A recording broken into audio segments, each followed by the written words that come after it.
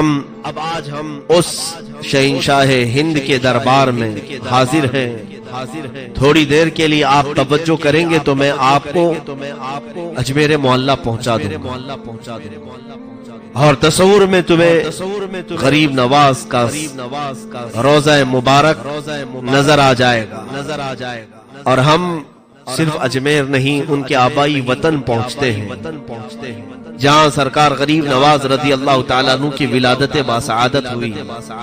سنجر کا وہ علاقہ غریب نواز کے والد گرامی سید غیاث الدین رضی اللہ تعالیٰ اور ان کی والدہ بی بی ام الورا دونوں حافظ قرآن تھے, دونوں عالم تھے, ماں بھی اور باپ بھی. اور یہ تقریباً 537 ہجری کے قریب کا کچھ واقعہ ہے. سنجر کا علاقہ مشہور تھا, پورے کے پورے علاقے میں جو لوگ رہتے تھے وہ کوئی ایسا نہیں تھا جو تہجد نہ پڑھتا. پورے گاؤں میں, اس سنجر میں جہاں پر غریب نواز کی پیدائش, پورا علاقہ تہجد گزار تھا. تہجد میں کسی کی قضا نہیں ہوتی تھی, اس میں وہ لوگ کمپٹیشن کرتے تھے, سبقت لے جاتے. ایک رات ایسی آئی 13 رجب المرجب تاریخ یہ بتائی گئی, 13 رجب کی تاریخ تھی اور آسمان پر آدھی رات میں ہی سفیدی ظاہر ہو گئی. اور اتنی سفیدی سی آئی کہ لوگوں کو گمان ہونے لگا کہ صبح صادق ہو چکی. صبح کی سفیدی جیسے نمودار ہوتی ہے, آدھی رات میں ہی سفیدی ظاہر ہوئی. تو جس کی آنکھ کھلی وہ بے ساختہ دوڑتا ہوا باہر آیا کہ ہائے میری تہجد قضا ہو. سوئے ہوئے تھوڑی سی آنکھ کیا لگی کہ آنکھ کھلی تو دیکھا روشنی ہے, اور جب صبح کی روشنی آ گئی تو تہجد کا وقت ختم ہوا. سنجر کے علاقے میں یہ خبر پھیلی اور جتنے متہجد تھے, جتنے تہجد گزار تھے, سبوں کو ظاہر سی بات ہے وہ بزرگوں کا تال میل بہت اچھا تھا کہ ایک عبادت کرتا تو دوسرے کو اٹھا بھی دیتا, دوسرے کو تعاون بھی کرتا. سارے لوگ جمع ہونا شروع ہو گئے کہ کیا حال ہے, کیا حال ہے. اس میں موجود کئی عمر دراز بزرگوں نے کہا ہمیں تو نہیں لگتا کہ ہم سے غفلت ہوئی, لیکن یہ اجالا کچھ اور بتا رہا. وہ سب سنجر کی جامع مسجد کے قریب پہنچے تو دیکھا جامع مسجد کے خلف میں قریب میں ایک گھر پر آسمان سے جھما جھم نور کی روشنی برس رہی, نورانی قندیل لٹکی ہوئی ہے. اور وہ گھر پتہ کرنے پر معلوم ہوا کہ حضرت غیاث الدین رضی اللہ تعالیٰ عنہ کا گھر ہے, بی بی ام الورا کا گھر ہے. تو کئی تہجد گزار بزرگ وہاں پر جمع ہوئے ہیں کہ آدھی رات میں اجالا اور ان کے گھر سے اجالا.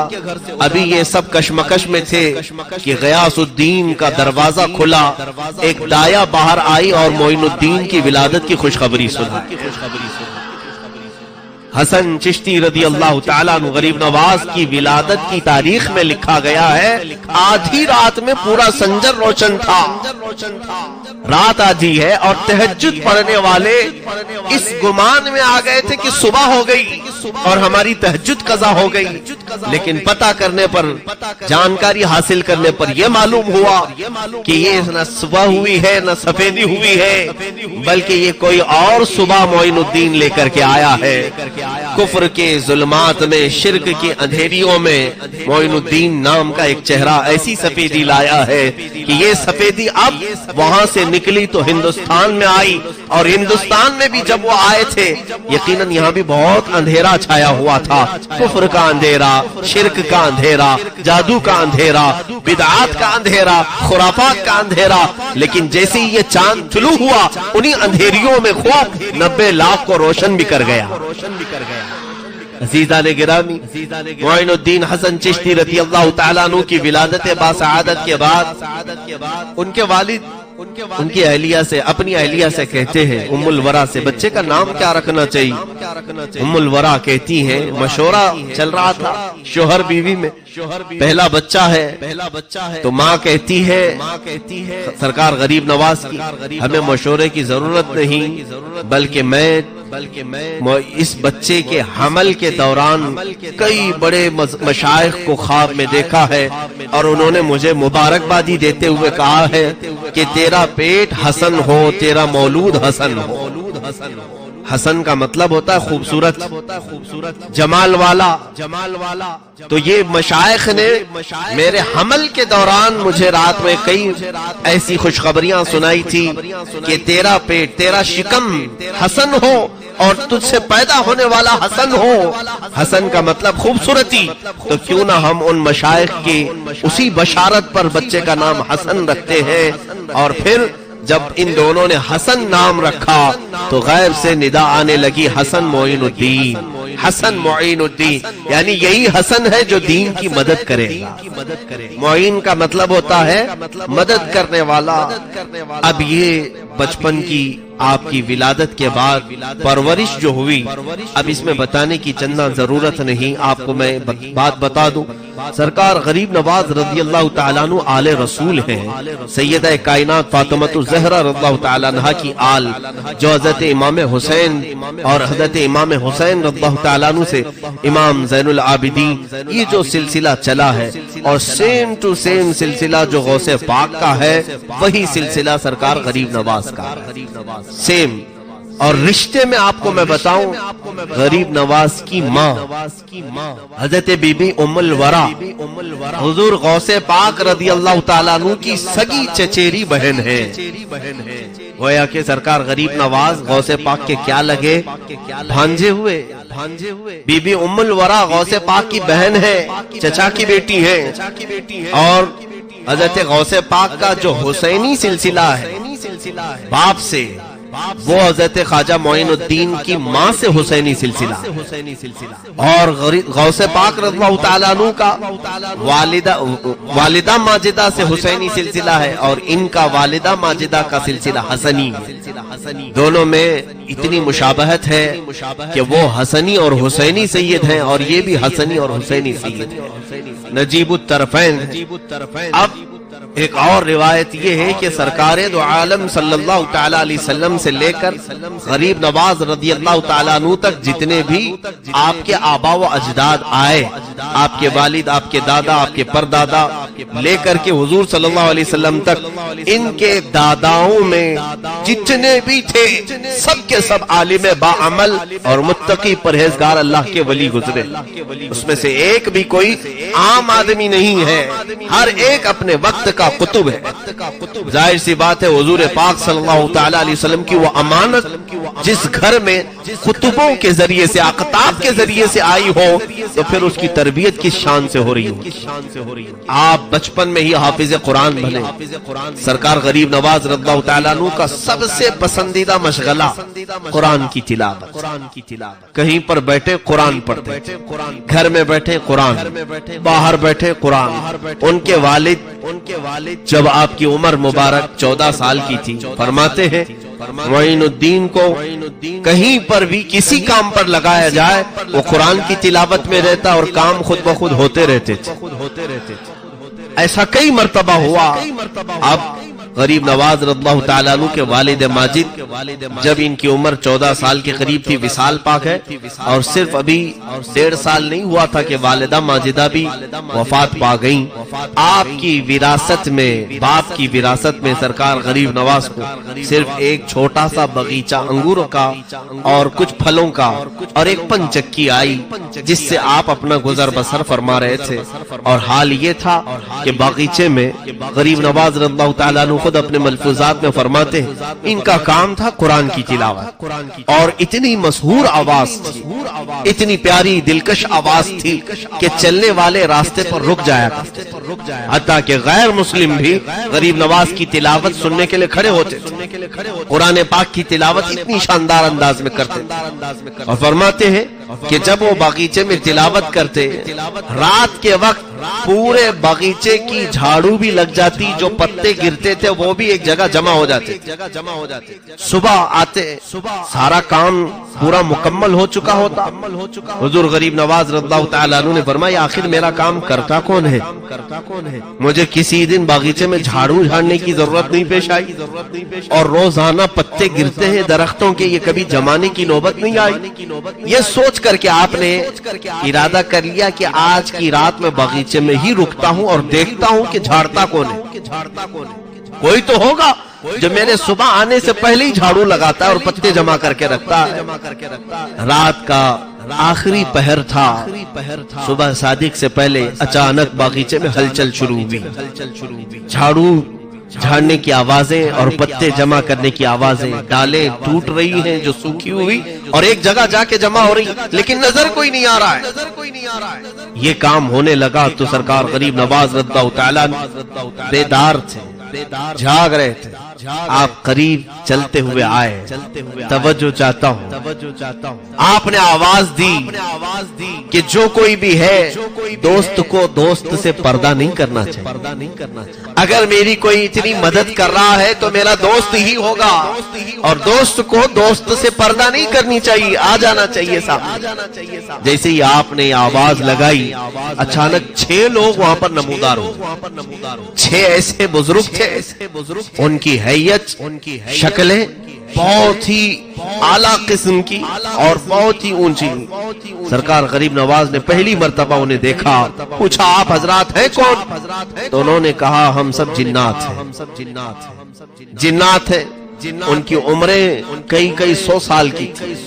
कहा कि बचपन से आप अपने वालिद के साथ इस बागीचे में आते हैं और आप कुरान की तिलावत करते हैं, तो हम आपका कुरान का तिलावत करना बरसों से सुन रहे हैं, और आपका सुन करके हमारा कुरान सही हो गया है।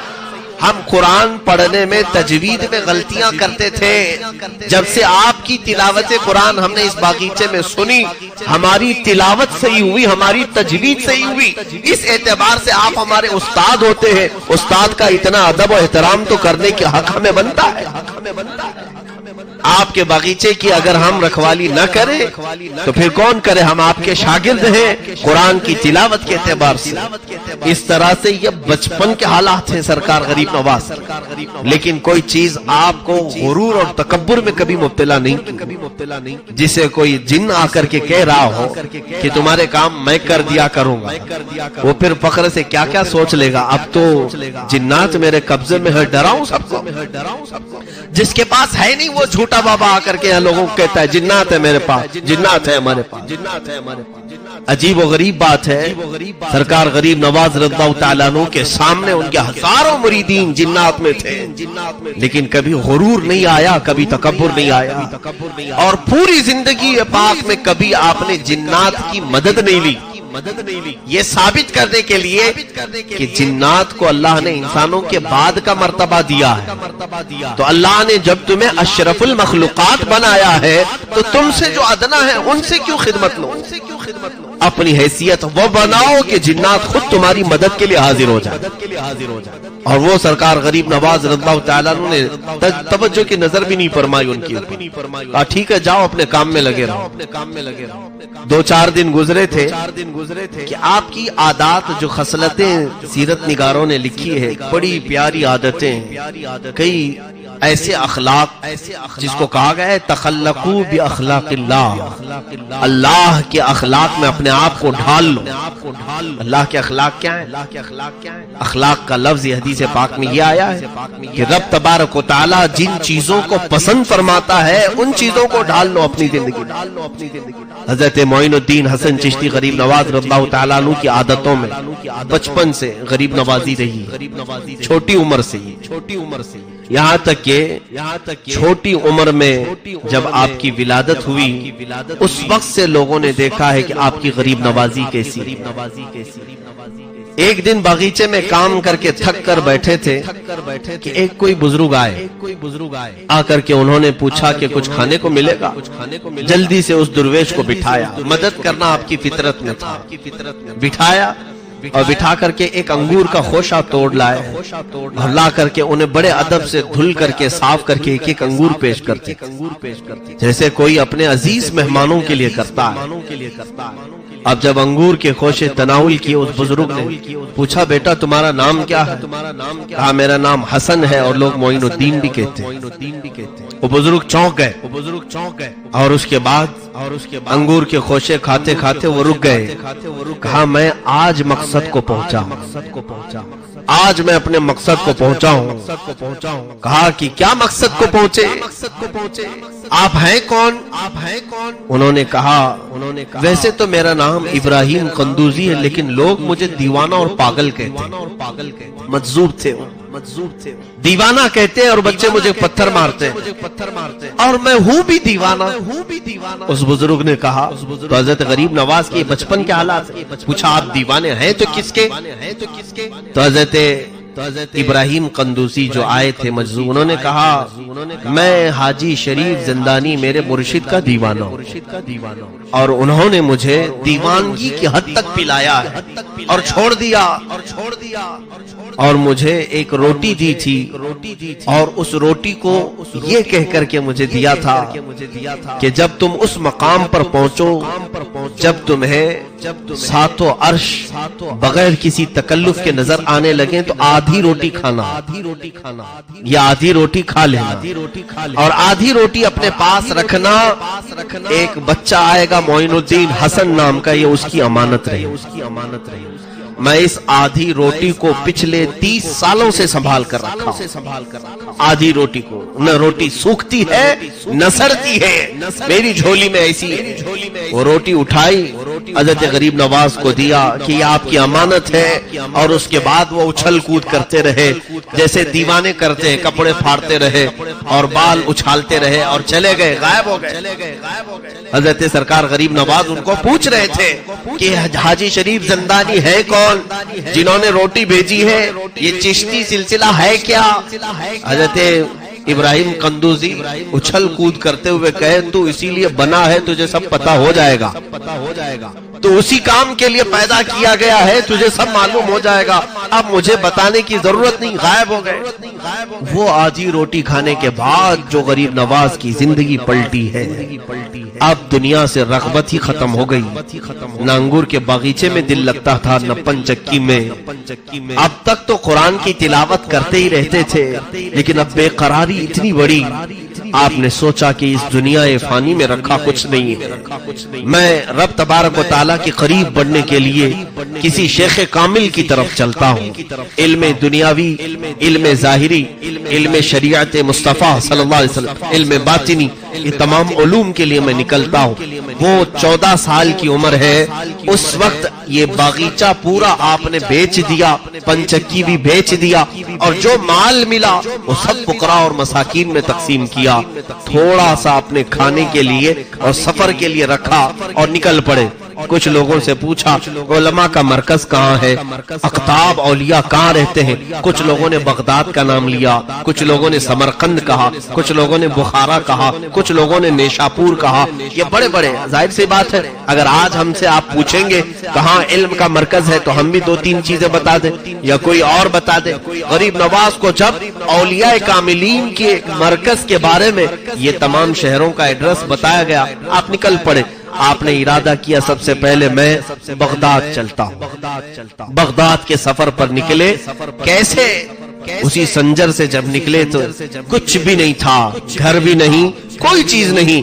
راستے میں سفر کے دوران آپ کو میں حیرت انگیز بات بتا دوں، غریب نوازی کہتے کسے ہے، آپ بیچ راستے میں پہنچے تو ایک ایسا ویرانہ تھا، بہت دور تک جنگل اور بیابان، جہاں ہوں کا عالم طاری ہے، کوئی بھی نظر نہیں آتا۔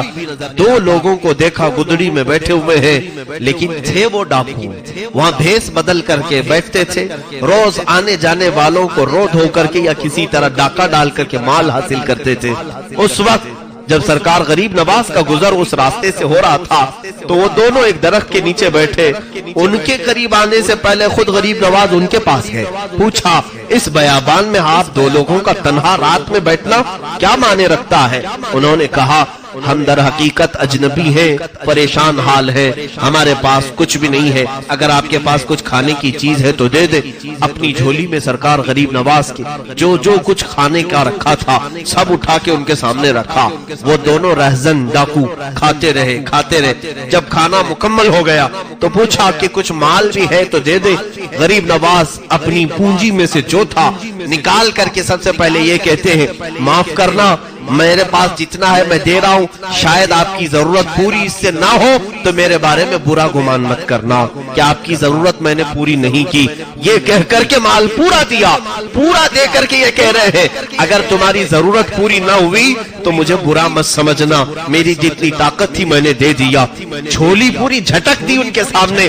وہ دونوں رہزن ڈاکوؤں نے یہ پورا مال لیا اور پوچھا آپ کہاں جا رہے ہیں؟ غریب نواز نے فرمایا بغداد کا سفر ہے، وہاں سے نیشاپور ہے۔ غریب نواز کی یہ بات سن کر وہ دونوں کہنے لگے، اے اجنبی مسافر، تمہیں معلوم ہے بغداد یہاں سے کتنا لمبا سفر ہے؟ کہا ہاں معلوم ہے، 1 مہینے کی مسافت ہے، 1 مہینے کا سفر ہے پیدل، اور اس کے آگے نیشاپور اتنا ہی آگے ہے۔ غریب نواز سے ان دونوں نے کہا 1 مہینے کا سفر ہے، آپ کی جھولی میں نہ کھانا باقی رہا نہ مال باقی رہا، آپ کیسے آگے کا سفر طے کریں گے؟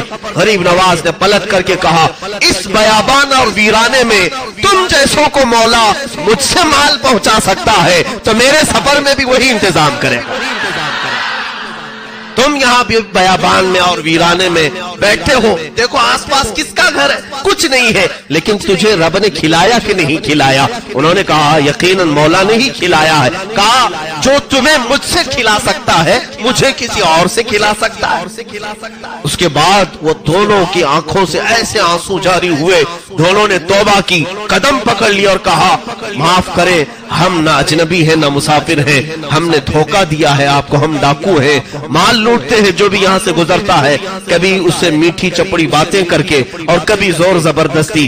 سرکار غریب نواز نے فرمایا بس تمہارے دل میں اب رب کی محبت آ گئی ہے، توبہ کرو اور جاؤ، یہ جو مال میں نے دیا اسی سے اپنی زندگی پوری بتا لو۔ ان دونوں نے کہا نہیں حضور، آپ جا رہے سفر میں، یہ مال رکھ لیں۔ غریب نواز نے فرمایا اللہ رب العزت کی رب العالمین کی یہ شان ہے، جب وہ بندوں کو دیتا ہے تو واپس نہیں لیتا، تو بندہ بندے کو دے کر واپس مانگے یہ مولا کو پسند نہیں ہے، میرے رب کو اچھا نہیں لگے گا۔ اس لیے ہبہ جو ہوتا ہے وہ بخشش ہے اور بخشش دوبارہ مانگی نہیں جاتی، آپ رکھ لو اسے۔ غریب نواز نے واپس 1 پیسہ بھی نہیں لیا، سفر میں چل پڑے۔ بیچ راستہ رات کا آدھا پہر گزرا بھی نہیں تھا کہ ایک خاتون اس راستے پر اچانک وارد ہوئی اور کہنے لگی اے معین الدین حسن، آپ مسافر ہیں علم دین کے، آپ مسافر ہیں راہ خدا کے، کیا ہی اچھا ہو کہ آپ میرے گھر میں آج ایک دن مہمان نوازی کو قبول کر لیں۔ غریب نواز نے اس بوڑھی عورت کے گھر مہمان نوازی کو قبول کیا، کھانا کھائے، رات گزاری، صبح اٹھ کر کے چلے۔ وہ دونوں جو رہزن ہیں وہ غریب نواز کے مرید بھی ہیں، خلیفہ بھی ہیں۔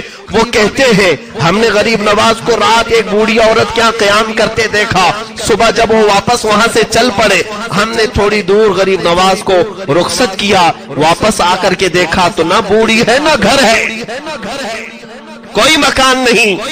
اس وقت یقین ہوا سچ فرمایا تھا معین الدین حسن نے، جو بیابانوں میں جنگلوں میں ہمیں کھلا سکتا ہے وہ معین الدین کو تنہا کیسے چھوڑ سکتا ہے؟ سرکار غریب نواز رضی اللہ تعالیٰ عنہ کا یہ اعلیٰ توکل، کچھ نہ ہو کر سفر پر چلنا۔ میرے عزیزو یہ بولنا آسان ہے، کرنا بہت بھاری ہے، بہت مشکل کام ہے۔ یہ سفر کے دوران سب چیزیں چھوڑ کر کے نکلو تو پتہ چلے گا کہ سفر کسے کہتے ہیں۔ ہم تو سارے انتظامات کے ساتھ سفر کرتے ہیں، سارے انتظامات کے ساتھ، ہمارے کپڑے لتے ضرورت کی چیزیں۔ ایک آدھ سفر ہماری زندگی میں ایسا آیا ہے، مجھے تجربہ ہے، میں اپنی تعریف کے لیے نہیں کہہ رہا ہوں، اس وقت پتہ چل گیا کہ سفر کہتے کسے، سفر کہتے کسے۔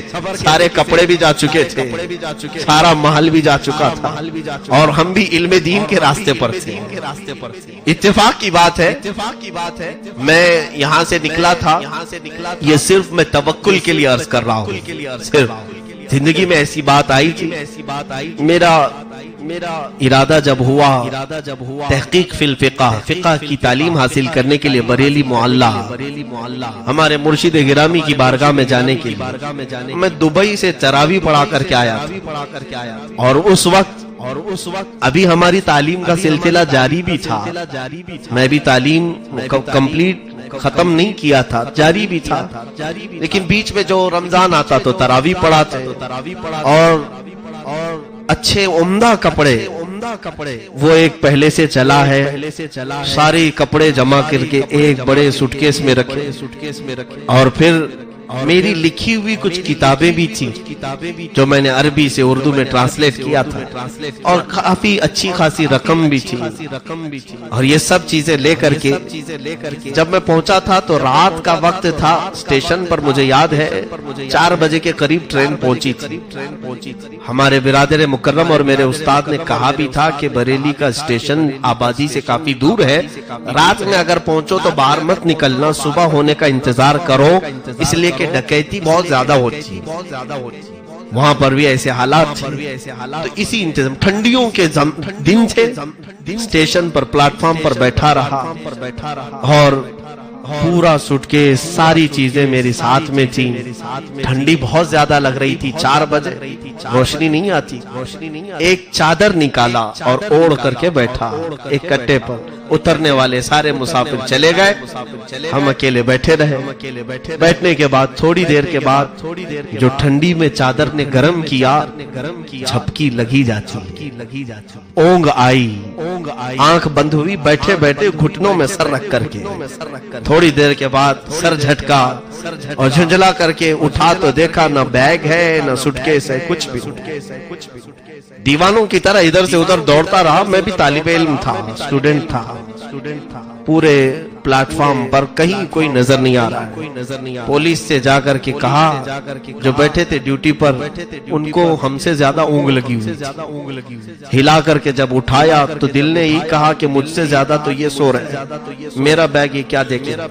ویسے بھی انہوں نے مایوس کن جواب دیا اور واپس پلٹ آئے، دل کھٹا ہو گیا تھا، یہ تو ابتدا ہے، یہاں آنے میں سارا لٹ گیا۔ اب میرے خیال سے یہ اچھا شگون نہیں ہے، لوگ تو یہی سوچتے پہلی راستے پر اگر کچھ ہو جائے تو سوچتے شاید اچھا راستہ نہیں ہو، اس وقت خیالات عجیب عجیب طرح کے آنے لگے۔ اب یہ سفر میں ہے، کوئی جانکار پہچان کا نہیں تھا، اتنا ایسی نوبت تھی کہ اسٹیشن سے مزار اعلیٰ حضرت پر جانے کے لیے اب جو کچھ بھی رقم تھی وہ ایک آٹو کو دینے کے برابر کی تھی، رکشے والے کو دینے کے برابر۔ خیر ہم نے یہ سوچا کہ واپسی کا ارادہ کرتے ہیں، یہ ہمارے لیے شاید شہر راس نہیں آئے گا، واپسی کا ارادہ کر رہے تھے کہ وہاں سے واپس آ جاتے، دوسری جگہ دیکھ لیں گے تعلیم بعد میں۔ سارا تو لٹ گیا، پورے کپڑے، پورا مال، میری لکھی ہوئی کتابیں، کئی طرح کی الگ خوشبوئیں سب چلی گئی تھی، دل میں قلق ہوتا ہے۔ واپسی کا ارادہ کیا تو اسی وقت دل میں یہ خیال آیا، اتنی دور اتنے مقدس شہر میں آئے ہیں تو اعلیٰ حضرت کی بارگاہ میں زیارت تو کم سے کم کر، فاتحہ پڑھ لوں اور اس کے بعد واپس چلا۔ اب پڑھنا نہیں تھا، زیارت کے لیے صبح کی گھڑی تھی، اذان ہو چکی اور غالباً نماز ہوئی تھی۔ میں فجر کی نماز مسجد میں پڑھا اور مزار پاک پہ حاضری کے لیے گیا تو ایک قاری صاحب خوش الہان اچھی آواز کے وہاں گنگنا رہے تھے۔ اکثر ایسا ہوتا ہے مزار اعلیٰ حضرت پر اعلیٰ حضرت کی نعتیں پڑھی جاتی رہتی صبح شام۔ میں جس وقت حاضری کے لیے گیا تھا قاری صاحب نعت پڑھ رہے تھے، سونا جنگل رات اندھیری چھائی بدلی کالی، سونے والوں جاگتے رہیو چوروں کی رکھوالی ہے، سونا پاس ہے سونا بند ہے سونا زہر ہے، اٹھ پیارے تو کہتا ہے میٹھی نیند ہے تیری متھی نرالی۔ اور یہ سب اشعار وہ پڑھتے جا رہے ہیں، میں فاتحہ بھول گیا اور سننے لگا، اور ایسا لگ رہا تھا کہ یہ نعت کہیں میرے لیے تو نہیں لکھی تھی۔ ساری چیزیں زندگی سے ایک ایک، کبھی آپ بھی سوچتے ہیں نا حضرت نے آج ہمارے لیے بیان کیا، جب حالات سے کوئی چیز بات میچ ہوتی ہے تو ہر کوئی یہی خیال کرتا ہے کہ کیا کسی نے جا کر کے کہا تو نہیں ان کو آج میرے ہی گھر کا سب بتا رہے ہیں۔ ہماری زندگی میں بھی ایسی چیز آئی، تو جب وہ نعت ختم ہوئی تو دل میں اطمینان ہوا کہ جو کچھ ہوتا ہے اللہ کی مرضی سے ہوتا ہے۔ دل میں ایک ڈھارس بندھی، اور اس کے بعد جو حالات ہیں وہ مجھے زیادہ ڈسکس کرنے کی ضرورت نہیں، اتنی سی بات ہے۔ میرا ٹیسٹ تھا، امتحان تھا، میلے کپڑے سفر کے، انہی کپڑوں میں جا کر امتحان کے لیے بیٹھا، اور کسی سے کہنے کی کوئی جرت بھی نہیں تھی، ہمت بھی نہیں تھی۔ دوسرے دن جب ریزلٹ آیا تو سب سے پہلا نام میرا تھا۔ اب سوچا کہ اب یہ سب سے پہلا نام، کئی مدارس کے طلبہ وہاں پر ٹیسٹ کے لیے آئے تھے، ہر دارالعلوم کے لوگ ٹیسٹ کے لیے آتے ہیں، کئی 100 میں سے ان کو صرف 5 لوگوں کو چننا تھا، 7 لوگوں کو چننا تھا۔ نام جب آیا اسی وقت مجھے بلائے ہمارے ایک استاذ گرامی، کہا کہ میلے کپڑے یہ ساری چیزیں، مجھے ایسا لگتا ہے کہ تمہارے سفر میں تمہارے ساتھ کوئی دھوکہ ہوا۔ میں نے کہا نہیں۔ انہوں نے خود پکڑ کر کے مجھے شہر لایا، اور شہر لے جا کر کے انہوں نے کپڑے دلائے، پورا سارا سامان دلا کر خود لے کر کے آئے۔ استاد ان کو خود اپنی فکر ہوتی ہے، اپنے گھر بار چھوڑ کر وہ بھی پڑھانے کے لیے آئے ہوتے، لیکن انہوں نے اپنے ذاتی رقم سے یہ ساری چیزیں کی۔ لیکن وہ جو چند دنوں کا عرصہ گزرا، اس وقت پتا چلا کہ سفر کہتے کسے، سفر اس لیے کہ حدیث پاک میں السفر کالسقر، سفر جہنم کے راستوں میں سے ایک راستہ، تکلیف اس میں ہوگی، لیکن ابھی ہم بہت ساری انتظامات، بہت سارے اسباب کے ساتھ چلتے ہیں تو احساس نہیں ہوتا، اے سی میں چلتے ہیں اور بہت شارٹ سفر ہو گیا ہے تو پتہ نہیں چل پاتا، ورنہ سفر تو سفر ہے، اور وہ بھی جب مال کچھ بھی نہ ہو۔ اور اسی سفر کے متعلق میرے آقا صلی اللہ علیہ وسلم نے فرمایا، کن عابدی سبیلا فی الدنیا کأنک غریب، اے بندے تو دنیا میں مسافر کی طرح جی، ایسا جیو جیسے کہ تم مسافر ہو۔ اس لیے کہ مسافر بہت سامان نہیں لیتا، سب چھوڑ کر جاتا ہے، اور سرکار غریب نواز رضی اللہ تعالیٰ عنہ نے اس حدیث پر عمل کر کے دکھایا، عمل کر کے ایسے دکھایا کہ سب کچھ چھوڑا اور پوری زندگی سفر کی حالت میں رہے، پوری زندگی مسافر جیسا رہتا ویسی رہے۔ جو آپ نے سارا سامان بیچ دیا تھا، رقم بیچی، پھر ان کے راستے میں کون کھلاتا ہے، کسی کو کوئی فکر کرنے کی ضرورت نہیں ہوتی۔ آپ اس طرح سے بغداد مقدس جب پہنچے تو سرکار غوث پاک سے آپ کی ملاقات بھی ہوئی، اور روایات میں ہے کہ تقریباً 57 دن تک سرکار غریب نواز غوث پاک کے ساتھ ایک ہی حجرے میں بیٹھے رہے، ایک ہی حجرے میں۔ اور غوث پاک رضی اللہ تعالیٰ عنہ نے باہر نکل کر کے اپنے مریدین سے کہا، اے لوگوں اسے جانتے ہو، یہ جس علاقے سے آیا ہے وہاں سب علاقے کا یہ مقتدا ہوگا۔ مقتدا کہتے ہیں لیڈر کو، راجا کو، آج بھی اسی لیے لوگ راجا کہتے ہیں، اسی لیے کہتے ہیں۔ غریب نواز کو غوث پاک نے فرمایا تھا یہ جس علاقے سے آیا ہے اس علاقے کا مقتدا ہوگا، لیڈر ہوگا، اور ایسا مقتدا انہیں بنایا گیا ہے کہ زمانے گزرتے گئے لیکن وہ مقتدائی اور وہ لیڈرشپ کبھی ختم نہیں ہوتی، وہ سلطنت اور حکومت ختم نہیں ہوتی۔ سرکار غریب نواز رضی اللہ تعالیٰ عنہ وہاں سے نکل کر پھر نیشاپور پہنچے، وہاں پر کچھ لوگ آئے اور ان سے بزرگوں کے بارے میں بات چیت کر رہے تھے، تو ایک بزرگ کا نام انہوں نے لیا کہ یہاں پر ایک بزرگ ہے حاجی شریف زندانی۔ جیسے ہی نام سنا اچھل پڑے، یہ کہاں رہتے ہیں؟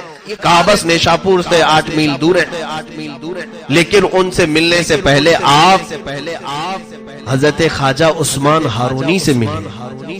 کہا وہ کہاں رہتے؟ کہا وہ مدینہ طیبہ میں رہتے، اس لیے کہ خواجہ شریف زندانی اب کسی کو ملتے نہیں، وہ اندر ہو چکے ہیں۔ زندانی کہتے ہیں قیدی کو، قیدی کو۔ حاجی شریف رحمت اللہ تعالی علیہ پوری زندگی اپنے آپ کو قید خانے میں رکھ دیا تھا، قید خانہ جیسا ہو، ان کو زندانی کہتے ہیں، قیدی کی طرح رہے۔ اس لیے کہ میرے آقا نے حدیث میں فرمایا دنیا سجن للمؤمنین وہ جنت للکافرین، دنیا مومن کے لیے قید خانہ ہے۔ تو یہ اولیاء ایک ایک حدیث کو لیتے تھے اور اس پر عمل کر کے دکھاتے، قیدی بن کر کے رہے۔ سرکار غریب نواز رضی اللہ تعالیٰ عنہ وہاں سے مدینہ طیبہ پہنچے۔ مدینہ طیبہ میں خواجہ عثمان ہارونی کا بول بالا تھا۔ اس وقت وہ بڑے شیخوں میں گنے جاتے تھے۔ ایک مقام پر آپ درس دے رہے تھے خواجہ عثمان ہارونی، حضرت خواجہ غریب نواز رضی اللہ تعالیٰ عنہ اس حجرے میں داخل ہوئے اور کونے میں بیٹھ گئے۔ وہاں بڑے بڑے مشائخ بیٹھے ہوئے تھے جو ان کی تربیت میں تھے۔ خواجہ عثمان ہارونی آنکھ بند کر کے وہ بیان کرتے تھے، وہ توحید پر بیان کر رہے تھے۔ اچانک آنکھ کھولی اور کہا گلستان توحید کا کوئی چمکتا ہوا ستارہ مجھے میری محفل میں دکھ رہا، توحید کا کوئی علمبردار میری محفل میں مجھے نظر آ رہا۔ آنکھ کھولی اور محفل سے اٹھے اور اس کونے پر جا کر غریب نواز کا ہاتھ پکڑ کر اٹھایا اور کہا مرحبا مرحبا، آؤ ہماری گدی پر بیٹھو۔ اجنبی تھے غریب نواز، انہیں پکڑ کر کے لائے۔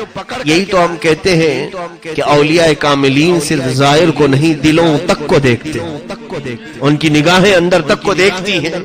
حضرت خواجہ غریب نواز کو لایا اور اپنی گدی پر جب بٹھانا چاہے تو آپ کا جسم کانپنے لگا۔ حضرت خواجہ عثمان ہارونی نے کہا کہ تم میں نے جو بیان کیا ہے اس ادھورے بیان کو مکمل کرو۔ توحید پر بیان کر رہے، حضرت خواجہ غریب نواز ان کے سامنے ہی کھڑے ہوئے اور باقی توحید پر جب بیان کرنے لگے۔ اللہ اکبر۔ روایت میں ہے کہ جتنے اس مجمع میں بیٹھے تھے مشائخ، سب کے سب وجد میں رب العالمین کی بارگاہ میں مہ ہو کر اپنے کپڑے پھاڑنے۔ حضرت خواجہ غریب نواز کے بیان، تب آپ نے حضرت خواجہ عثمان ہارونی رضی اللہ تعالیٰ عنہ نے کہا کہ اب میری زندگی کا اختتام آ چکا ہے، جس کا انتظار مجھے تھا وہ پہنچ چکا ہے، جس کی امانت میں پاس تھی وہ سپرد کرنے کا وقت قریب آ چکا ہے۔ اب حضرت خواجہ غریب نواز رضی اللہ تعالیٰ عنہ کو اپنی گدی کے قریب بلاتے ہیں اور پوچھتے ہیں بیٹا معین الدین آسمان کی طرف دیکھو کیا دکھتا ہے؟ کہا آسمان دکھ رہا ہے۔ زمین کی طرف؟ کہا زمین دکھ رہی ہے۔ کہا جاؤ اور 1000 بار درود پڑھو، 1000 بار استغفار، 1000 بار قل هو اللہ، یہ پڑھایا اور کچھ وظیفے پڑھائے، یا قاضی الحاجات، یا شافع یا دافع البلیات، یا کافی المہمات۔ پڑھانے کے بعد غریب نواز کو پھر بلایا۔ اب اپنی انگلیاں خواجہ عثمان ہارونی نے غریب نواز کی پیشانی پر رکھا اور پوچھا اوپر دیکھو کیا دکھتا ہے؟ کہا غریب نواز نے یا خواجہ عثمان ہارونی مجھے عرش خدا تک دکھ رہا ہے۔ پہلا، دوسرا، تیسرا، چوتھا، پانچواں، چھٹا، ساتواں آسمان اور سدرۃ المنتہا عرش خدا نظر آ رہا ہے۔ زمین پر دیکھو کیا دکھتا ہے؟ کہا زمین کے 7 طبق اور تحت الثری تک مجھے نظر آتا ہے، جو زمین کا سب سے نچلا حصہ۔ تو اس پیر کامل نے مرید کامل کو صرف 2 انگلیوں کے درمیان سے پوری منازل طے کرا دیا۔ اور اس کے بعد ایک 4 تر کی ٹوپی ہوتی تھی سلسلہ چشتیہ میں۔ اب تو سلسلہ چشتیہ کے وہ بزرگ ہیں کہاں؟ ہوں گے، یقیناً ہوں گے، لیکن آپ مجاوروں کو سلسلہ چشتیہ کے بزرگ مت سمجھ لیں۔ مجاور الگ چیز ہے، بزرگ الگ چیز۔ مجاور کہتے ہیں آس پاس رہنے والے، یعنی جو بھی آس پاس رہتے ہیں۔ ابھی جیسے آپ سب میرے مجاور ہیں، میں آپ کا مجاور ہوں، یعنی قریب رہنے والے کو کہتے ہیں۔ بعد میں یہ نہیں کہنا کہ مفتی صاحب نے پورے پاک سائٹ والوں کو اپنا مجاور بنایا۔ مجاور پڑوسی کو کہتے ہیں، پڑوسی۔ تو بہرحال غریب نواز رضی اللہ تعالیٰ عنہ کا سلسلہ چشتیہ جو ہے اس میں ایک 4 تر کی ٹوپی دی جاتی ہے۔ 4 تر کی ٹوپی کیا ہے؟ وہ حضرت خواجہ عثمان ہارونی رضی اللہ تعالیٰ عنہ نے وصیت کر کے دی ہے۔ ترک کا مطلب چھوڑ دینا، ترک کرنا، چھوڑ دینا۔ سب سے پہلی چیز ترک معاصی، ہر طرح کے شبہ اور حرام چیز کو بھی ترک کر دینا، ایک ترک۔ دوسرا ترک ہے دنیا کی ضرورت کی چیزیں بھی ترک کر دینا، سوائے زندگی گزارنے کی۔ یعنی یوں سمجھ لیں کہ بہت سارا گھر بنانا، گاڑی بنگلے، یہ ساری چیزیں، یہ ترک، دوسرا ترک۔ تیسرا ترک آخرت کی زندگی کو بھی ترک کرنا اس میں لکھا گیا، حالانکہ سب جگہ مقصود ہے کیا؟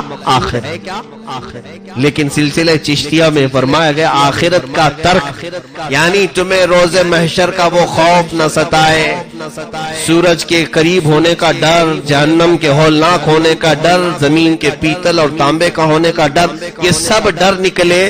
آخرت کو اگر یاد کرے تو صرف اپنے خدا کے لیے، صرف میرے رب العالمین کے لیے، باقی سب چیزیں ترک۔ تین ترک، اور چوتھا ترک ہے خواہشات نفس۔ فرماتے ہیں جو چیز تمہارا نفس پسند کرے اسے ترک کرنا، اور کہتے ہیں جب چار یہ ترک کوئی کر دے تو اسے سلسلے چشتیہ کی چہار ترکی ٹوپی پہنائی جاتی۔ وہ حضرت خواجہ غریب نواز کو ان کے مرشد نے پہنائی۔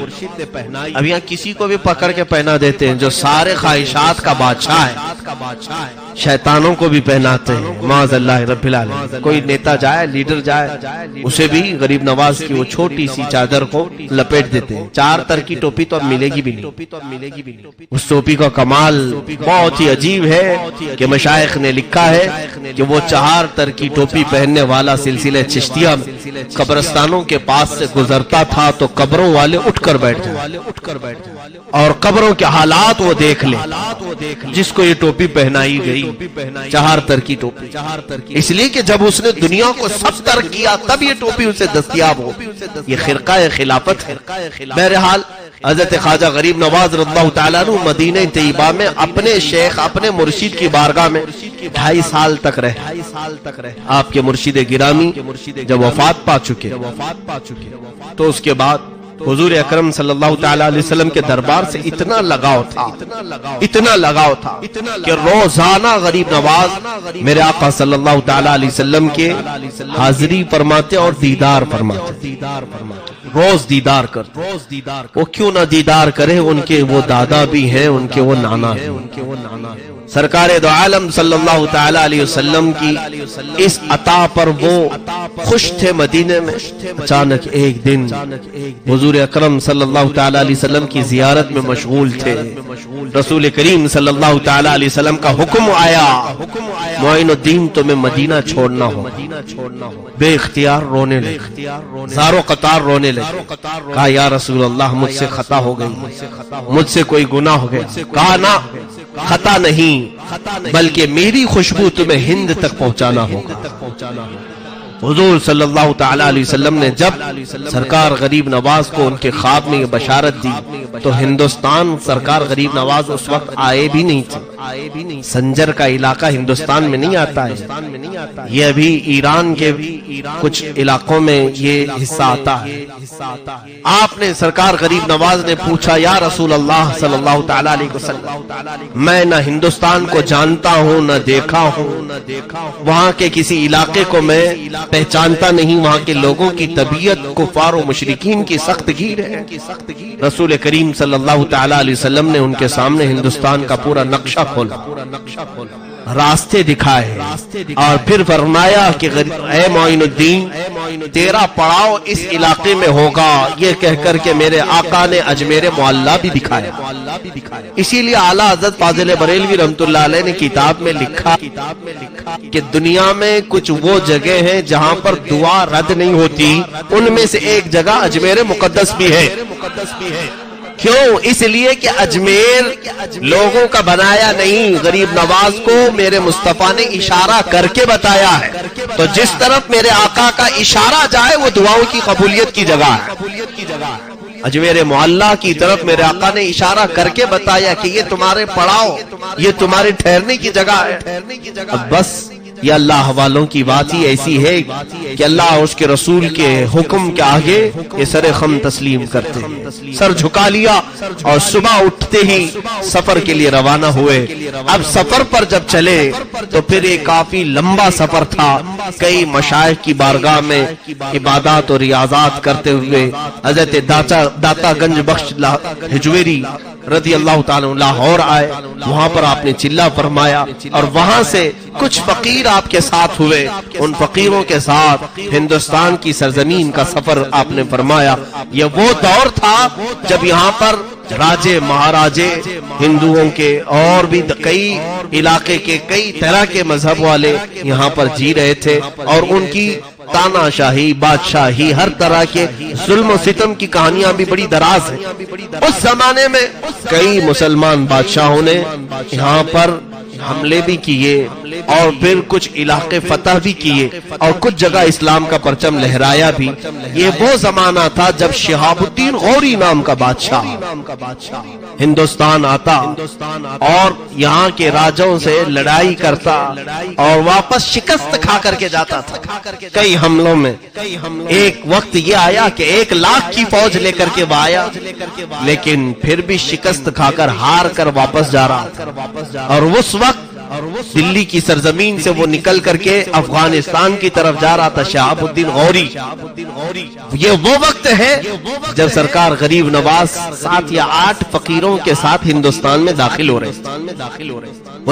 رہے تھے۔ جب یہ فوج شکست کھا کر ادھر جا رہی ہے اور 8 فقیر ادھر آ رہے ہیں، بادشاہ کی نظر پڑی فقیروں پر، درویشوں پر، روک لیا اپنی فوج کو، کہا انہیں لے آؤ، چہرے سے یہ مسلمان لگتے ہیں، اللہ والے دکھتے ہیں، بلا لاؤ۔ بلایا گیا بادشاہ کے سامنے، حضرت خواجہ غریب نواز رضی اللہ تعالیٰ اور چند فقیر تھے۔ پوچھا کہاں کا ارادہ ہے، کہاں چلے ہو؟ حضرت غریب نواز نے آنکھیں نیچے جھکائی اور فرمایا ہندوستان فتح کرنے جا رہا ہوں۔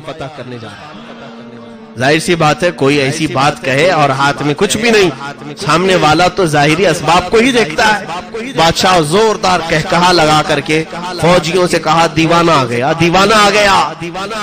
کہا کہ کہاں چلے ہو ہندوستان فتح کرنے؟ یہ دیکھو میرے پیچھے 1 لاکھ کی فوج ہے، اتنے ہاتھی، گھوڑے، ساز و سامان، ہتھیار، یہ سب لے کر کئی بار میں نے حملے کیے۔ وہاں کی حکومتیں، وہاں کے راجے، وہاں کے مہاراجے بہت سخت گیر ہیں، شکست ہمیں ہر بار دوچاروں، ہمیں ہر بار شکست کا سامنا کرنا پڑا، اور تم 8 فقیر مل کر کے کہہ رہے ہو ہندوستان فتح کرنے چلے۔ حضرت خواجہ غریب نواز رضی اللہ تعالیٰ عنہ نے اس کی سخت باتوں کا کوئی نوٹس نہیں لیا اور اپنے فقیروں کو ہاتھ میں پکڑا اور کہا چلو چلو چلتے ہیں۔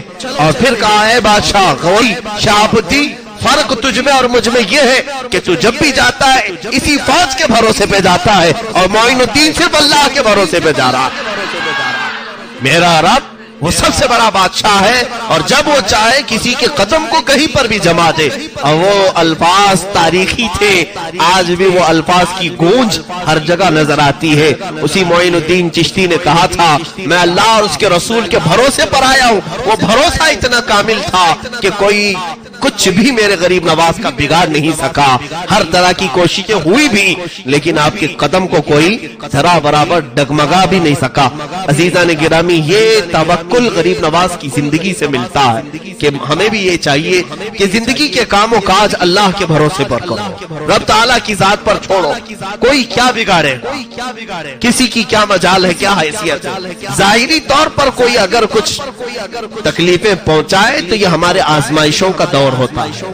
رب تبارک و تعالیٰ جب کسی کو مقام دیتا ہے تو پہلے اسے آزمائش سے گزارتا ہے، امتحانات سے گزارتا ہے۔